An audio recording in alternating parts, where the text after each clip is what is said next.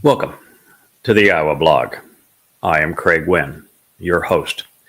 This edition is on a subject I've wanted to speak to you about now for a matter of weeks, but have not, at least until this morning, been able to put the final piece of that puzzle that we have been talking about into place so that I could present it to you with a clear and resolved picture. Fortunately, we received another attack from the hornet's nest last night, and it drew my attention back to the need to resolve this issue. The subject is Yahweh's Ruach, and what I'm going to share with you is how his Ruach has been misconstrued by a competitive, rebellious, embittered, and contentious group, misdirecting attention away from Yahweh while trying to discredit Yahweh's actual message, his Torah teaching, and his chosen implement. We're also going to have a little exercise here in fundamental logic. So rather than run away in shame after what can only be called their despicable and delusional letters that we shared on Family Hour this past Shabat on Friday evening. The hornet's nest is now trying to deflect attention away from their betrayal and their contentiousness with the message of Yahweh, as well as with his chosen implement, by once again coming at me and trying to discredit me. The most recent and self-incriminating attack came by way of a fellow named Dennis Tracy. Now, he was a colleague of Dee's at the exceedingly abusive and dunderhead conspiratorial cult called Unpopular Truth. It is as if the cult leaders are trying to reassemble the old gang so they can strum up their new tune. This was many, many years ago. I don't know if it was 10 plus years ago, maybe probably longer than that, almost 15 years ago, that we had to torch that conspiracy cult because they glom themselves on to what I was teaching, and by their very corruption of the message and association of it with conspiratorial nonsense, were a enormously discrediting influence, not unlike the hornet's nest today. Shouldn't be surprised. It is the same cast of characters. Well, as we would learn, and Leah has warned me of this particular member of the nest for some time, that he has been a covert anti-Semite, always blaming everything that happens on Israel, and he is a very crass agitator.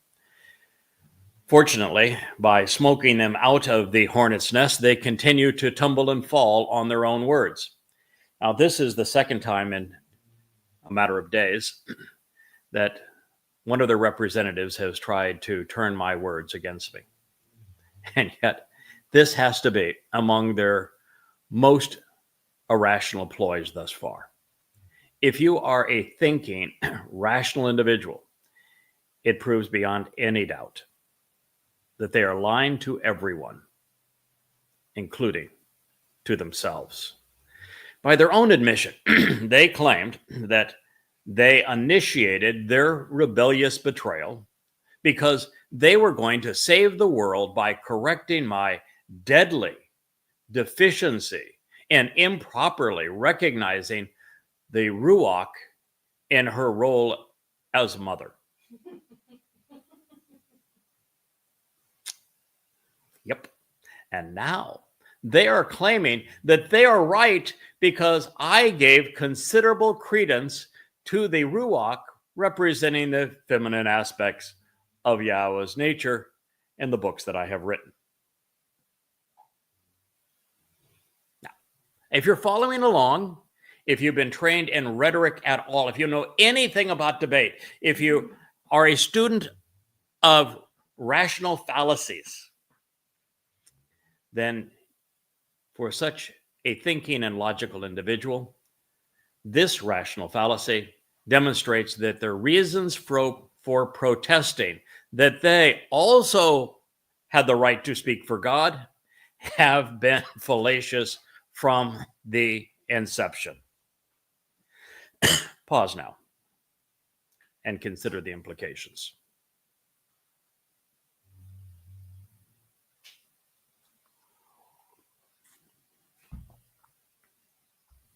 I shouldn't have to explain it, but I will just review it momentarily for you.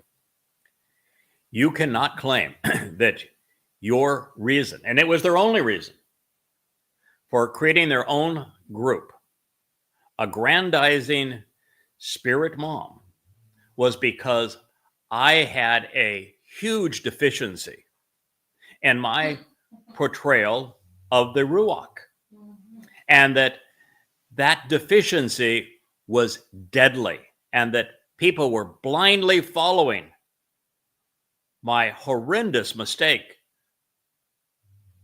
such that they had every right, in fact, needed to correct this deficiency in the recognition of the Ruach. And then they claim that because I have spoken vociferously of the Ruach in her maternal role, that they must be right. Those things are incompatible. That's like Paul in the New Testament saying that he was the exclusive representative of the God whose every word he contradicted. The distinction, ladies and gentlemen, between being the first to correctly and vociferously demonstrate that the Ruach of Yahowah manifests and conveys his influence via his feminine, nurturing, and maternal qualities by adroitly extrapolating these conclusions from my translations of the Torah and prophets versus returning to Babylon and Christianity with a spirit mom persona representing another individual with a voice who should be acknowledged independently and praised, is the difference between astute and bewildering. As it turns out, rather than not going far enough to reveal and acknowledge the way Yahweh deploys his Ruach and his Nefesh, I actually went too far. Since there is no written testimony from Yahweh saying that his Ruach is mom, the Ruach's maternal characteristics must be deduced and portrayed in the commentary and insights. And while I was the first to do so, and did so with voluminous comments, it is the part of the books that those impersonating the embittered Miriam rebellion claim to despise. It is the very testimony they want to tear and burn down, further demonstrating their hypocrisy. My mistake, a harmless one, even a reasonable one, and one made 20 years ago and not noticed during the recent edits, is that I went a little too far in my analysis and in my explanations. The reason I had done so were for many reasons, including trying to figure out what Satan was trying to achieve via the Asherah myth as the blessed mother of God, as the honored queen of heaven, as the acclaimed mother with child. Since the adversary isn't creative, he had to be counterfeiting something. More than this, The riddle I was unable to resolve until this morning was who was being addressed in the second statement on the second tablet. It encourages us to choose, yes, it's the only one written in the imperative volitional mood, to consider the merit of our father and mother. Excuse me, I'm going to get rid of this cough one day or another. So help me God. Since Yahweh revealed in the second statement on the first tablet that fathers corrupt their sons, logic dictates that this father could not be the man who impregnated our mother and raised us as children. I was the first person again to make this logical, rational deduction and shared it 20 years ago. Trying to resolve, though, the puzzle with insufficient understanding at the time, I correctly identified the the Ab and M. I incorrectly, I should say, identified the Ab and the M as Heavenly Father and spiritual mother. Therefore, recognizing that there was no reference to Shamaim, heavenly, or Ruach, spiritual, in the text, I projected them in an effort to explain that this could not be a reference to our birth parents.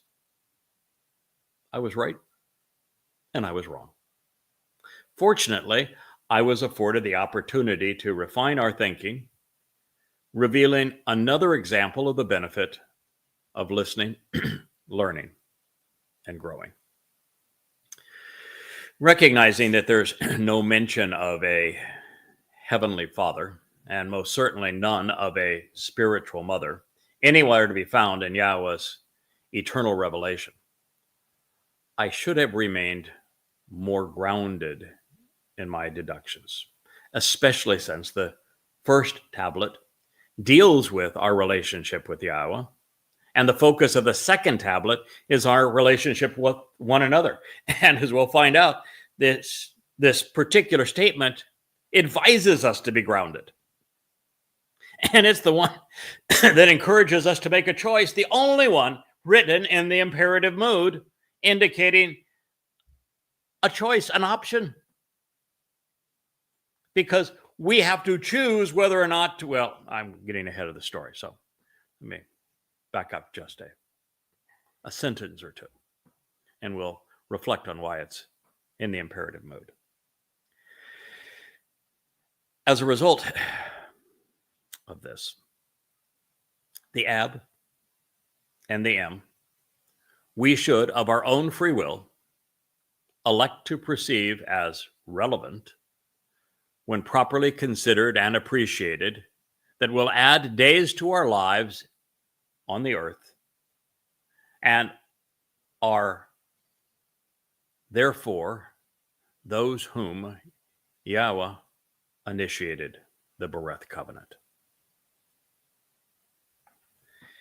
Yahweh consistently tells Yisrael that he will continue to honor the covenant promises that he made to their fathers.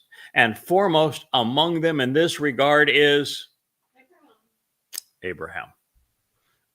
Therefore, Abraham and Sarah are the father and mother of the covenant and of the family of God's first child, Yishak, laughter. Leah and I discussed this last night, and I told her that while I'm proud of the fact that I was the first one to point out that the reference to Ab and M could not have been our birth parents,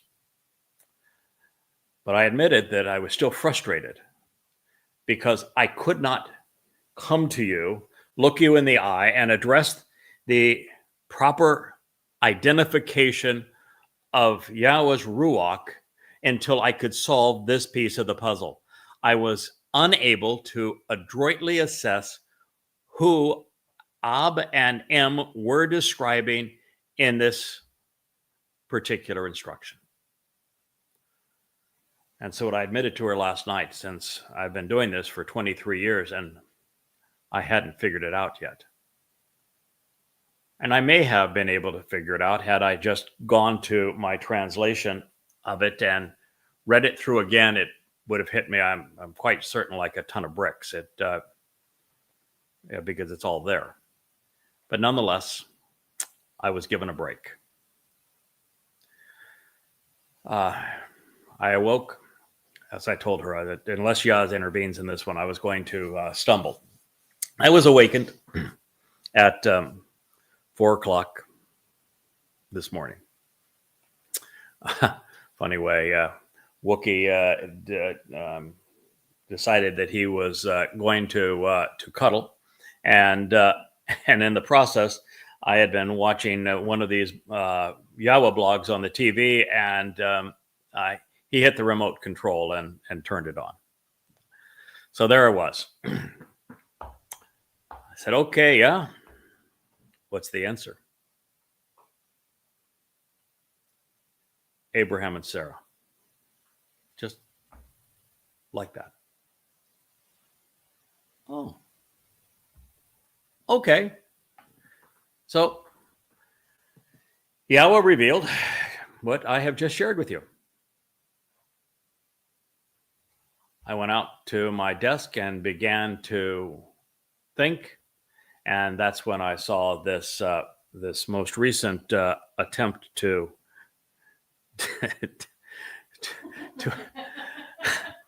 to advance the deception that I hadn't given the female manifestation of YAHWAH Spirit enough credit by showing that I had given the female manifestation of YAHWAH Spirit too much credit. I said, now that I know the answer, I can write down the answer and then I can share it. And I did first thing this morning. I wrote it down. I posted it here on the Facebook page, because this is where we get to share with the family. And now I'm bringing it to you in the form of this portion of the YAHOWAH blog. Well, it is a perfect fit for the text. It explains its prominent position on the second tablet. What does YAHOWAH want more than for us to engage in the covenant?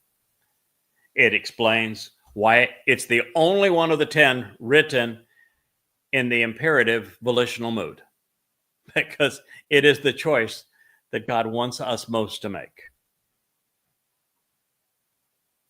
It justifies the reference to our lives be elongated. It's underscored by the realization that it is grounded in Adamah, man of the earth. And of course, speaking of the woman, Sarah's name is found in the midst of Yisrael, individuals who engage and endure with God, explaining the benefit of making this decision on behalf of Abraham and Sarah's participation in the covenant. Isn't it wonderful when all the pieces fit together and you can see them and appreciate them for the message that God has conveyed to us? Now, as I've shared, in actuality, I have been seeking to resolve this miscast puzzle piece ever since I discovered that it was Dod's willingness to carry our guilt into Sheol that perfects us. And since it is this act of selflessness and compassion and courage that our Messiah and King did on our behalf on Matzah,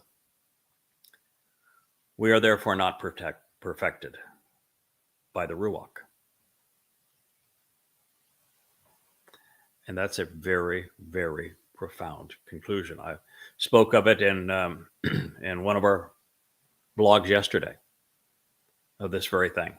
And I will address it over and over again, because as I share my books to you, this is one of the things that has not yet been fully developed in the books, even though I have now declared as boldly as anyone, I can't just say boldly as anyone, I'm the first person to ever figure out that Dode did this for us to perfect us. And so that is now written and affirmed throughout the books, and clearly spoken of throughout all of these blogs. We have done right by our King.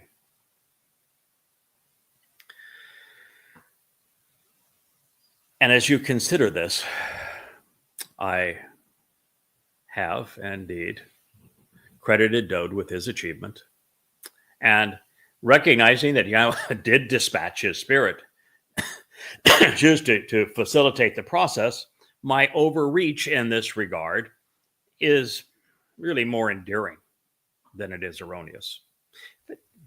And even to the degree that it is erroneous at all, as opposed to strictly endearing. There's something very unique about having this job as the voice of Yahweh and his witness at this time.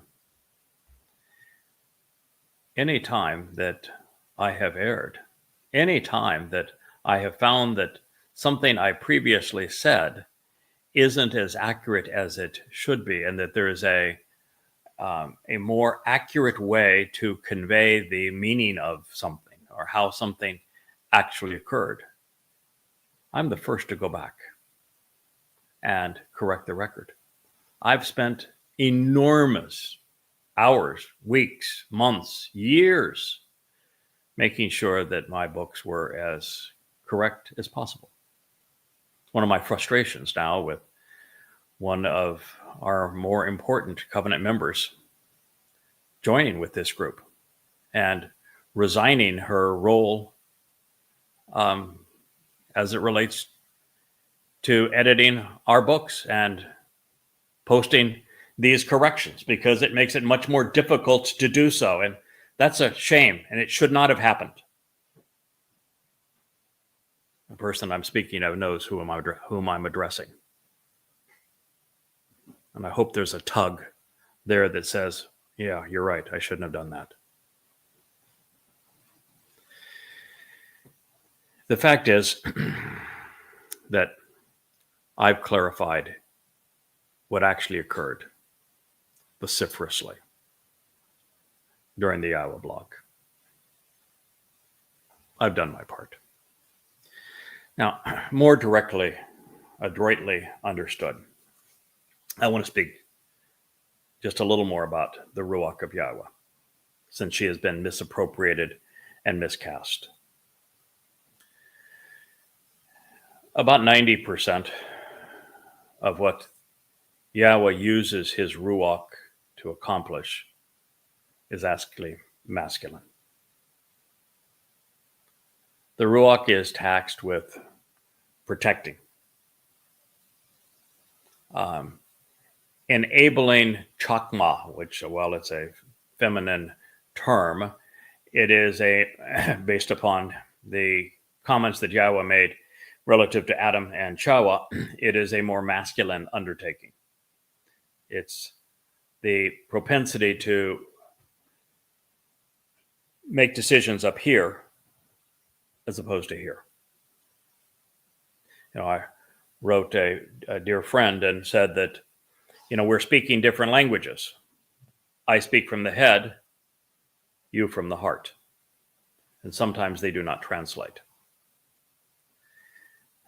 The primary role for me of the Ruach is this, both protection and also the enablement to think.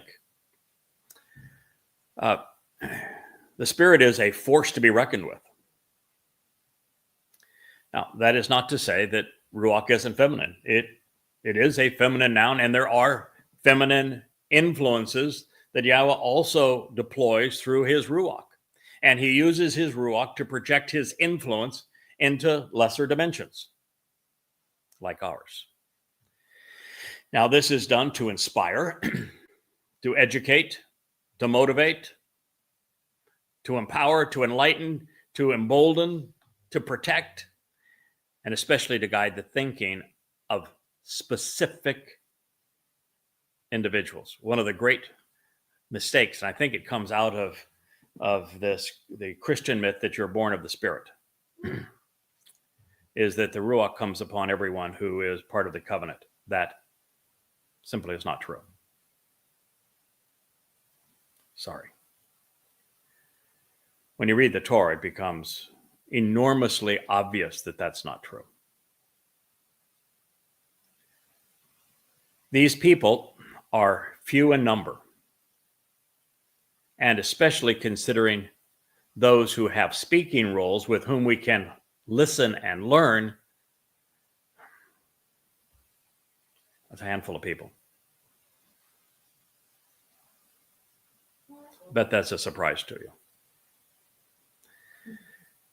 And this is why they are clearly identified. It is why Yeshaya was inspired to say that there will be 7 spiritual influences helping the choder think rationally, understand, be emboldened, be empowered. And that it was the Spirit of Yahowah. Now, I want to conclude this program on the Spirit so that you know what the second statement that's etched in stone on the second tablet actually states. You should choose to carefully consider, view as worthy, valuable, significant, and enriching. Written in the imperative mood. The only one of the 10 statements written in the imperative mode. You should, of your own volition, elect to distinguish, respect, and honor, perceiving as impressive, relevant, and important, so as to be abundantly enriched and empowered to a very high extent accordingly, in association with that which is represented by and in accord with your father, the male progenitor of the family. And that is what is represented by your mother, the female progenitor of the family.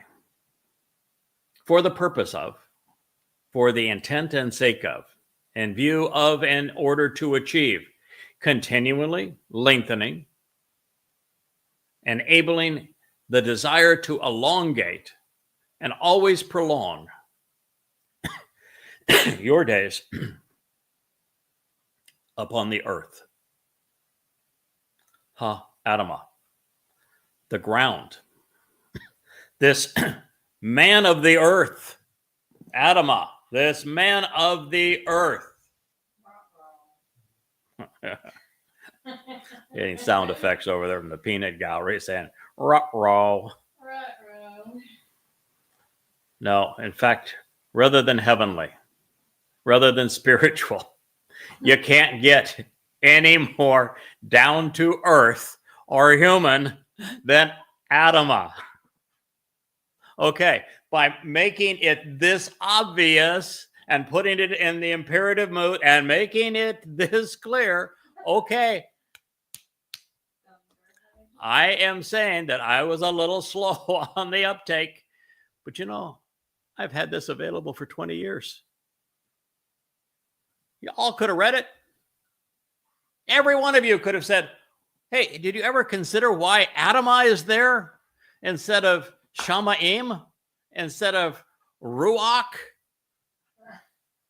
Did you ever actually ponder why this is the only one written in the imperative mood, conveying volition?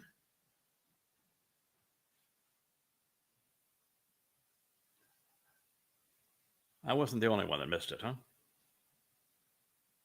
And at least I translated it accurately. At least I was able to deduce that it wasn't our birth mother and birth father. At least I was able to convey that there's something else profoundly important going on here, because we're told to respect and esteem and value something and choosing to do it.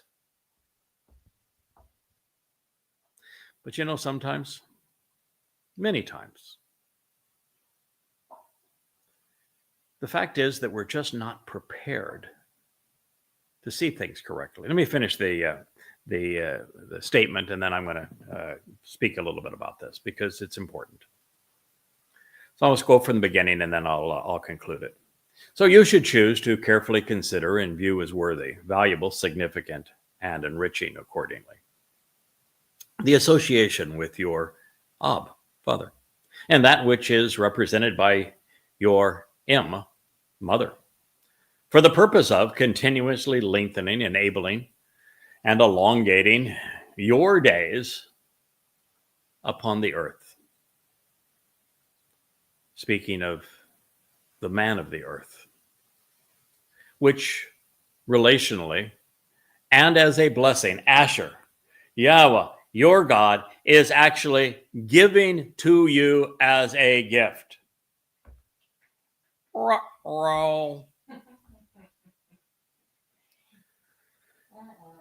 Can Yahweh give the Father to us as a gift? No. Nope. Did the Yahweh grant fathership to anyone other than Dode in terms of an announcement? No. Did Yahweh said, "You are my son and I'm your mother"? What's the greatest gift of Yahweh? His son and his covenant. Because the son and the covenant are one and the same. And the brain. That is the gift that Yahweh gave to us. Spiritual mom and spiritual dad are not gifts from Yahweh. Read the Torah. It's maybe a half a dozen people that have actually recorded speaking roles in it that were specifically stated had received the Spirit. So that's something to think about, isn't it? The gift is admission into his family. The gift is what he and his son, who is the gift given to us, achieved on Pesach, Matzah, and Bikurim. And when we appreciate the role that Abraham and Sarah played in delivering Yishak according to Yahweh's instructions, and appreciate and respond to the 5 conditions of the covenant, and recognize that the 5 benefits of the covenant are all delivered by Father and Son's fulfillment of Pesach, Matzah, and Bikurim, the gift is handed to us on a silver platter. And we recognize the man of the earth through whom Yahweh was speaking. And of course, it is the Adamah once again that would figure this out and share it with you at this time, because it is important. Now, should I have been able to figure this out 20 years ago when I first translated this passage? No. I'm not making an excuse for myself. I did not have the background of knowledge where I was capable of doing it. It's like saying, if you were to give me the procedures for performing a lobotomy and told me to go in and perform one, even though the instructions for the lobotomy were clearly written, I would have a 0% chance of performing a successful lobotomy. Not that an unsuccessful lobotomy would have much of a difference, but I'm going with this example anyway. The fact of the matter is, without medical school, I wouldn't understand what you're talking about. And without college, I wouldn't understand what they're talking about in medical school. And without high school, I wouldn't understand what they were talking about in college. And without grammar school, I wouldn't understand what they're talking about in high school. You have to build a base of knowledge before you're in a position to use it or understand it. 20 years ago? No. You think 20 years ago, I was in a position to understand that Dode served as the Passover lamb and then fulfilled matzah by taking our guilt into Sheol and depositing it there so that he, as the firstborn of Yahweh, could represent firstborn children and then Yahweh could enrich and empower us as a result? No. You know how much background and grammar school and high school and college and graduate school study of the Torah and prophets is required before you're in a position that you can not only come to that conclusion and discover what no one had perceived in 3,000 years, but that you understand the mechanics of it, you understand the motivations for it, you understand how each of the individuals, particularly Yahweh and Dode, would volunteer for and accept this proposition and what the benefits were to them and to us. I mean, sorry, takes 23 years of graduate study and multiple dissertations before you get there.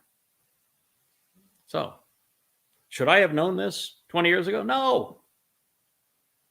But that's not the point. What's the point is, all those books were written over the last 23 years.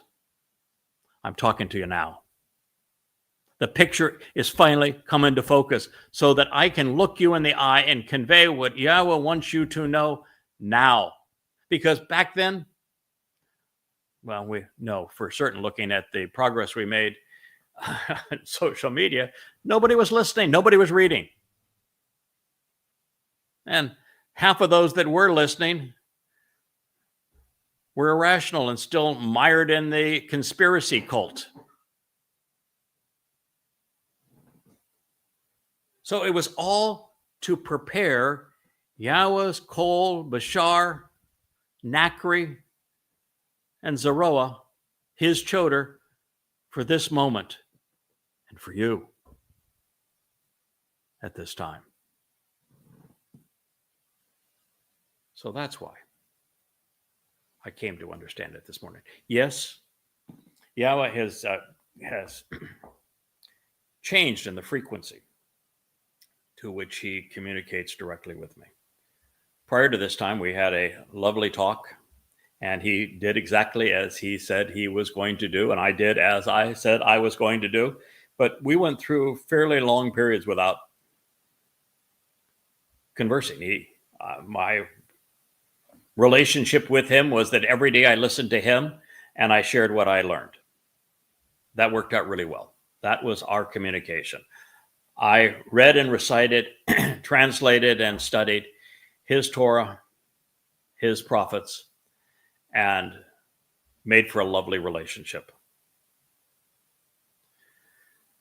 Well, something changed, and it didn't actually change until the young lady out of camera range, we need to change that, came into my life, and we were had just really been together for a very short time, and we were wondering during the harvest what was going to happen to those we left behind. In particular, at this point, Asher was an 8-week-old puppy, and so I asked Yahweh. I didn't see the answer written anywhere in the Torah and prophets. And his response says, "So where do you think you're going?" Funny thing, we were actually asking about Towrah. And he said, "So where do you think you're going?" I laughed at the time. And it was, oh boy, I guess we need to figure this one out. And I didn't come to the answer of it until, a matter of 6 months ago.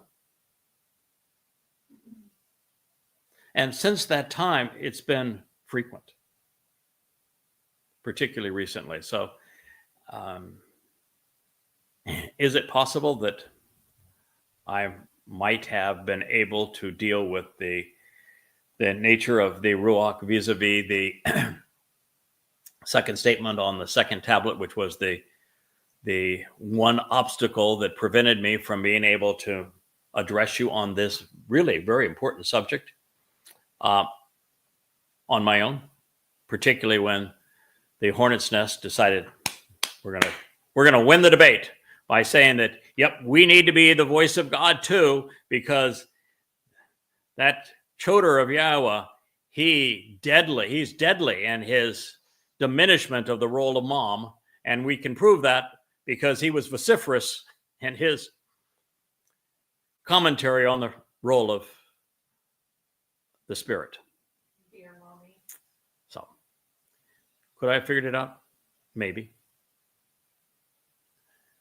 But what if I didn't?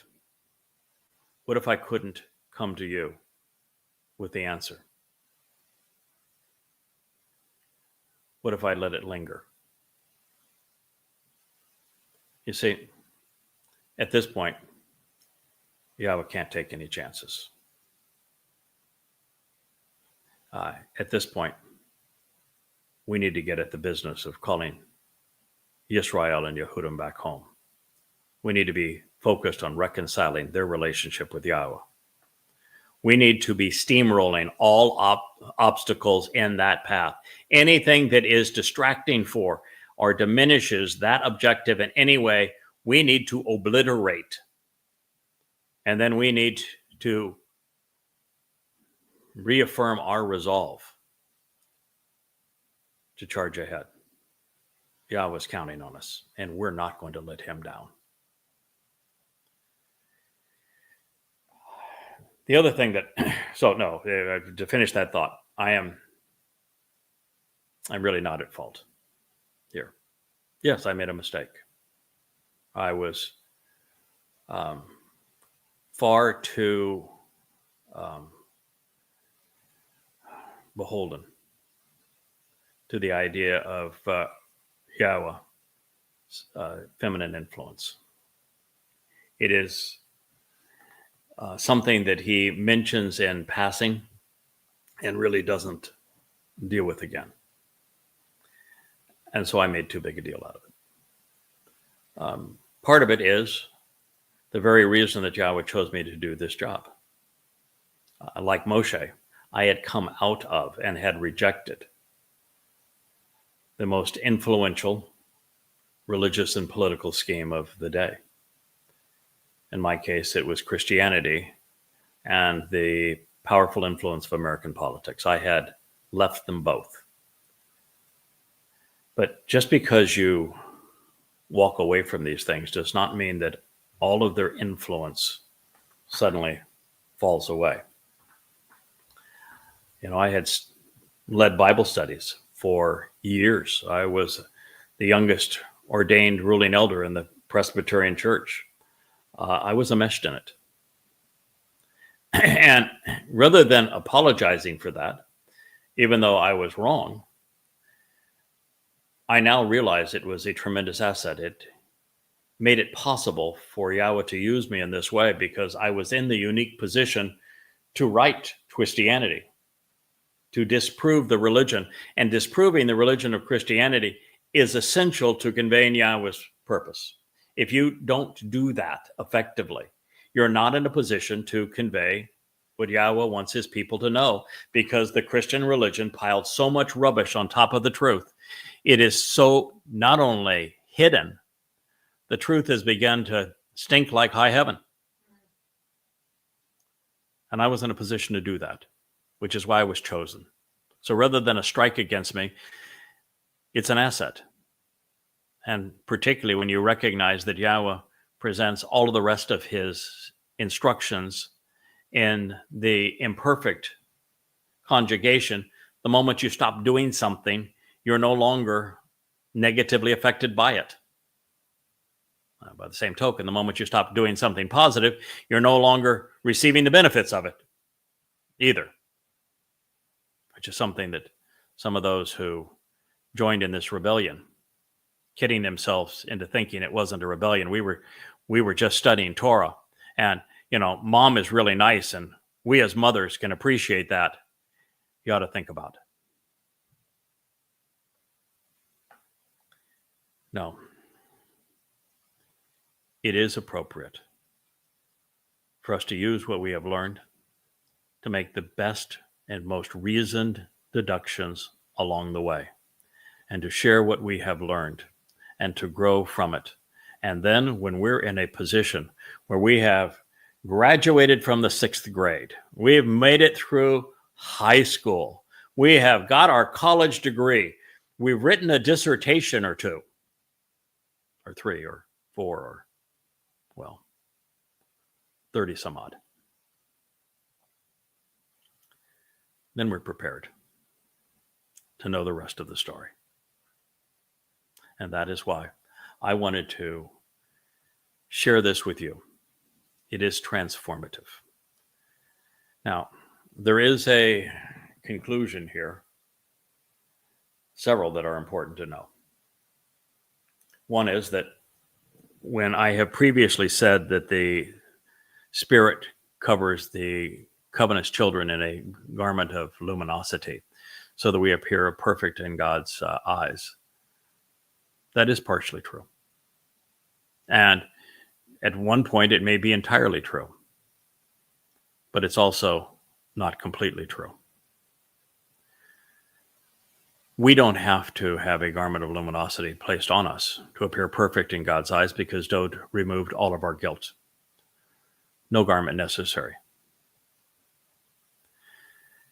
Second, there is no indication that the Spirit comes on every covenant member. That is, this spiritual rebirth is an artifact of Christianity. So is adoring the second person in the Trinity. So is Asherah worship and the Queen of Heaven, Mother of God, Madonna and Child.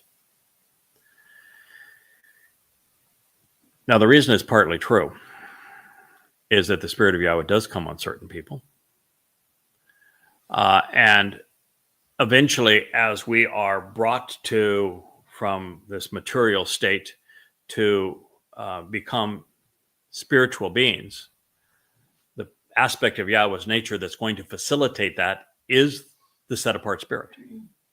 So all of those who are actually members of the covenant family, who continue to work as part of that covenant family, and who are grounded based upon the truth of the covenant family, and are not led astray into a conspiratorial cult, are going to be enveloped with the set-apart Spirit as we are taken as a river of light from earth to Shamaim. So it's true. But only in that way. Also, this idea that you can tap into the Spirit and you can hear the Spirit's voice, which was the essence of that song, that is totally nonsense. The Spirit came upon very few individuals with whom she spoke. The most famous of them is Dode. Surprisingly, Moshe wasn't one of them. Do you know why Moshe wasn't one of them? Remember when I was sharing with you Numbers 12 to expose, as Yahweh had requested, the nature of the Miriam rebellion. And of course, in this case, it's much worse than Miriam, because Miriam never said a word. She just claimed that she was authorized to speak for God. She actually never tried to speak for God, unlike the hornet's nest.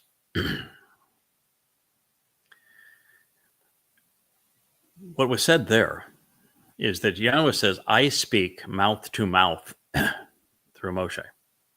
And I read it and I was saying, mouth to mouth. They even brought this up at lunch yesterday with Leah. Mouth to mouth? Why didn't he say mouth to ear? I asked her, do you know the answer to that? So if you're listening and you don't know the answer to that, join the club. I didn't know the answer to it when I first read it. And there I am thinking to myself, oh, of course. There's a reason that the RUWACH didn't have to come upon Moshe to deliver the parts of the Torah that he spoke, and particularly in Devarim. The reason why every time there was a rebellion, Moshe ran back to Yahweh and say, is to say, okay, you take care of this. Why was that? Because when the children of Israel said, we don't want to hear directly from Yahweh again, he did as he had promised when he first met Moshe. Remember, Moshe says, I can't, you've got the wrong guy. I said, this stutter. Yahweh said, who made the mouth? Who made your mouth? Mouth to mouth? Yahweh used Moshe's mouth to speak the words that we read in Devarim. So, you think about it. You ponder the words that God shared. The more you shamar, closely examine and carefully consider, the more you come to know. But be advised, the Spirit of Yahweh does not come on every covenant member until such time as that covenant member is transitioned from being a material being to being a spiritual being. The exceptions are very few. And the most exceptional in the history of the Torah and prophets is the Choder, who is speaking to you now, saying, thank you for inviting me into your home. Thank you for allowing me to clarify the role of Yahweh's Ruach and to share these profound truths with you. I thank you very much. This has been a special edition of the Yahowah blog on the Ruach, and I am your host, the host also of the Ruach, Craig Winn.